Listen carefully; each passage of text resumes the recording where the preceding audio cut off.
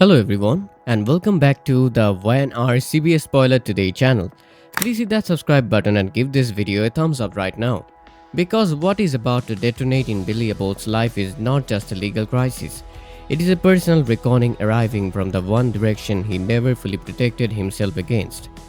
And when you hear everything that is coming, you will understand why this storyline is about to permanently redefine several of Genoa City's most complicated relationships. Billy Abbott will soon have a reason to unleash his wrath on Victor Newman. The tension between them had never fully dissolved. It simply compressed over the years into the particular charged stillness of two people who share children, share history, and share the dangerous intimacy of having once believed completely in a future together. But what is building now has nothing to do with old romantic friction or the familiar co-parenting disagreements that had already ignited between them not long before over whether to send Johnny and Katie back to boarding school. This is categorically different.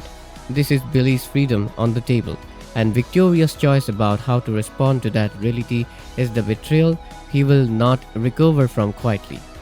Victor Newman's new AI program has manufactured evidence against Phyllis Summers, Kane Ashby, and Billy, and the terrifying precision of that fabrication is what separates this from any ordinary frame-up. This is not a hasty, detectable construction that a competent attorney can dismantle in a preliminary hearing. This is a digitally coherent, internally consistent case built by a system designed by one of the most resourceful men in Genoa City's history. A system calibrated to make the truth nearly indistinguishable from the fabrication. Billy is not simply caught in a misunderstanding. He has been surgically placed inside a legal structure designed to hold him there.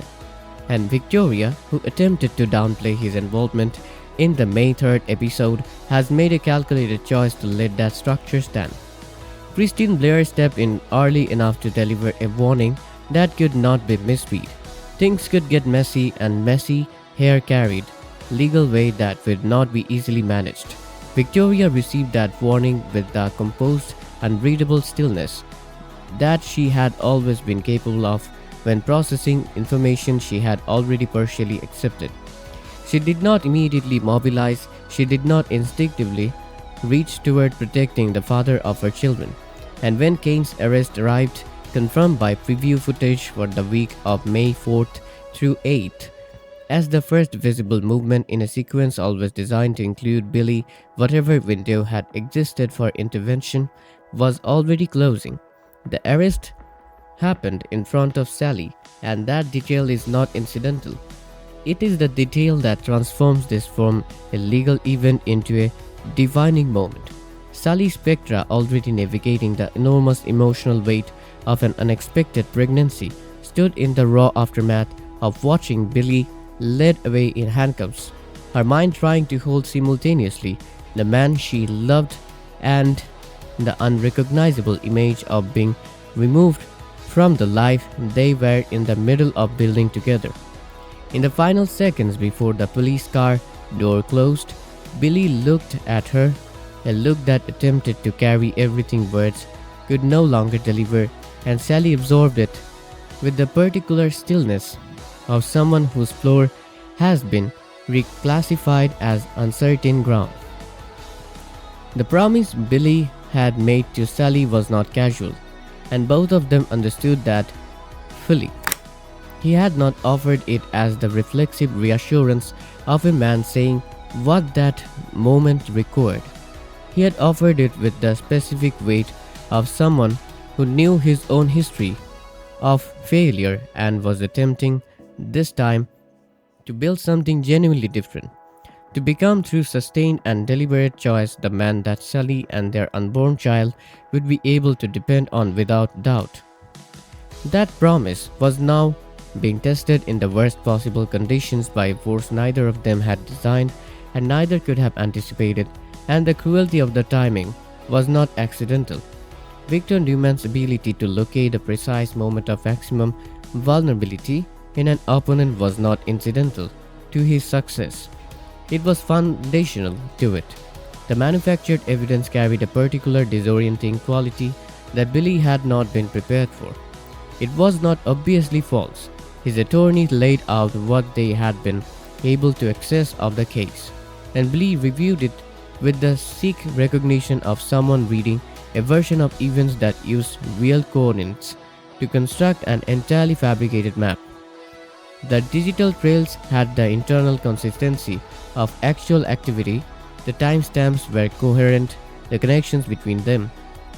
Phyllis and Kane were rendered with the precise, convincing detail of something that had studied human behavioral patterns closely enough to replicate their signatures. Victor had not simply pointed a finger at Billy Abbott. He had built an entire reality around the accusation and furnished every room of it. Billy had stood in the middle of difficult situation before. His history in Genoa City was a long catalogue of them. Crises of his own making and crises visited from outside, each testing a different dimension of who he was capable of being under pressure. But this particular configuration of circumstances was unlike anything that catalogue had prepared him for, because everything he was fighting for existed simultaneously in the same endangered space. His freedom, his relationship with Sally, the unborn child he had already begun to love with a ferocity that surprised him, and whatever remained of Johnny and Katie's ability to access their father's reliably, all of it was at risk from the same source. And the person who could have intervened, who had received Christine's warning with full comprehension, had chosen composure over action. That specific choice was the thing Billy could not metabolize. He was not asking Victoria for immunity. He understood that his proximity to Phyllis and Kane had left him exposed, and he could not entirely argue against the premise that his own choices had contributed to his vulnerability. But exposure was not the same as guilt, and manufactured evidence was not the same as consequences, and Victoria Newman understood the difference between those things clearly enough to have acted on it. And had not, that distinction was the crack through which everything he had managed to hold together began to leak out. The confrontation between them had the particular explosive quality of two people completing a fight that had never actually ended, one that had simply been suspended for years beneath the architecture of co-parenting necessity and the polite distance of two people who had decided that their shared responsibilities to their children required them to maintain a functional surface even when that lived beneath it was unresolved. Billy walked into that confrontation carrying everything: the fear for Sally, the fear for the baby, Kane's arrest, playing in his mind like a preview of his own immediate future. He directed all of it at Victoria with a ferocity she had not seen from him in years, and he was not careful about the landing. Victoria held position.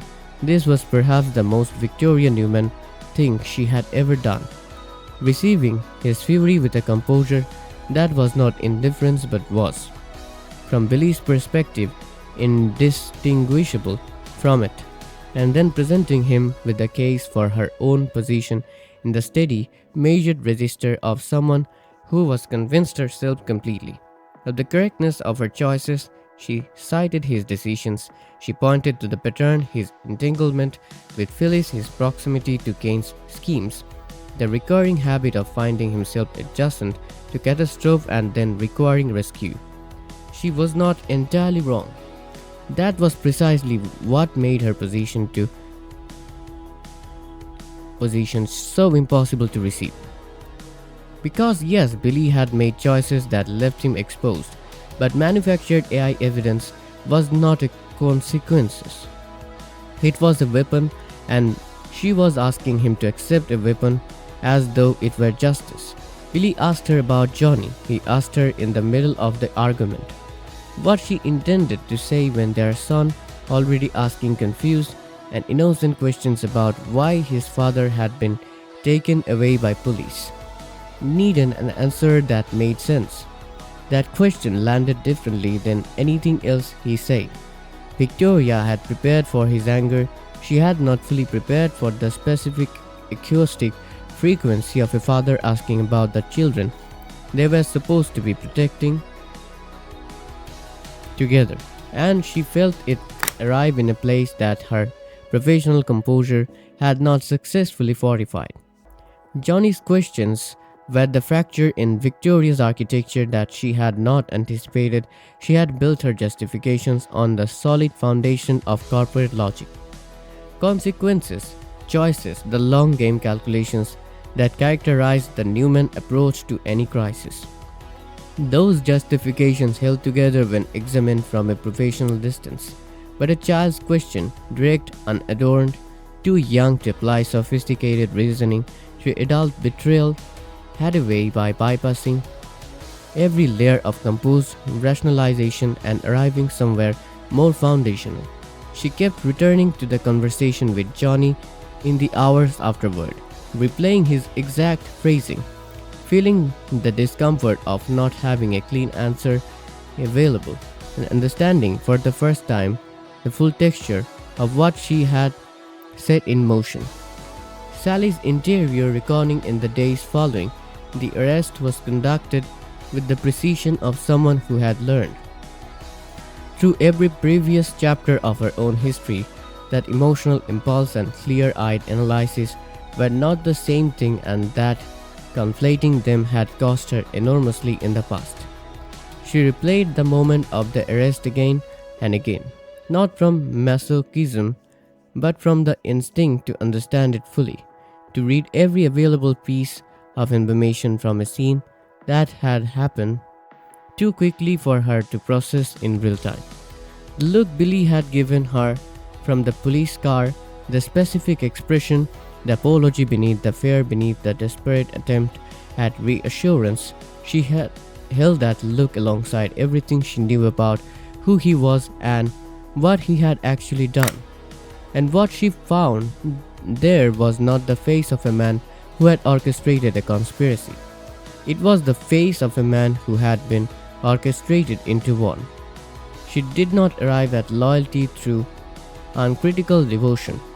That version of Sally had been through too much to survive intact. She arrived at it through examination, through looking at the specific fingerprints of Victor's AI program, the manufactured coherence of evidence that connected three different people with suspicious simultaneity, and concluding that what she was looking at was not a consequences of Billy's choices but a construction placed around him. The difference mattered. It mattered legally, but it mattered more to her personally, because standing by someone who is guilty is an entirely different act from standing by someone who has been made to appear guilty. And Sally Spectra, having been the subject of other people's constructed narratives about who she was, understood that distinction at a level that was neither intellectual nor abstract. Billy's legal team was beginning to locate the fractures in the fabrication, not immediately and not easily, but with the methodical patience of people who understood what they were looking for. The manufactured evidence was sophisticated, but it had been generated by a system rather than lived by human beings. And that distinction produced a specific kind of pattern, smoothness, where human activity produces inconsistency, uniformity, where genuine digital behavior creates accidental variation, cleanliness in exactly the places that real human error tends to leave residue. The trails were too perfect in a way that perfection is never actually achieved by people doing actual things. A sufficiently motivated technical examination could find these seams. And Billy's team was sufficiently motivated. Christine Blair found herself in a position she had not anticipated when she had approached the case with the procedural integrity she applied to every investigation, the growing possibility that the foundation she had built her prosecution upon was itself the crime. That the evidence she had trusted was not documentation of wrongdoing but the most sophisticated piece of wrongdoing in the room. If the AI manipulation could be documented convincingly, the implications did not stop at exonerating Billy.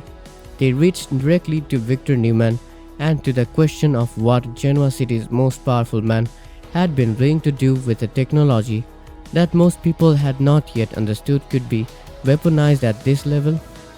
Christine held that possibility in her mind with the specific discomfort of someone whose professional identity is inseparable from the integrity of processes she enforces. The clarity arrived for Billy in a late night moment of stillness after another day of legal consulting and holding pattern uncertainty. The fear was still present.